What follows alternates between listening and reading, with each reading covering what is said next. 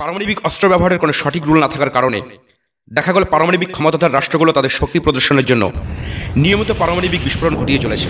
1945 থেকে 1996 সাল পর্যন্ত আমেরিকা, রাশিয়া, ফ্রান্স, ইংল্যান্ড এবং চীনের মধ্যে দেখা দেয় ব্যাপক প্রতিযোগিতা। প্রত্যেকটা দেশ কতগুলো করে পারমাণবিক অস্ত্র সংরক্ষণ করে রাখবে এই নিয়ে তাদের নিজেদের মধ্যে চলতে থাকে এক স্নায়ু যুদ্ধ।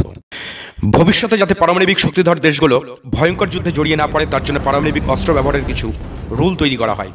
ক্ষমতাশালী দেশগুলো বুঝতে পারে পারমাণবিক অস্ত্র ব্যবহারের এই রুল তৈরি না করলে দ্রুত পৃথিবী ধ্বংসের মুখে পড়বে। এই সম্ভাবনা এড়ানোর জন্য 1996 সালে জাতিসংঘ কম্প্রিহেন্সিভ টেস্ট ব্যান ট্রিটি, সংক্ষেপে সিটিবিটি নামে এক আইন পাশ করান।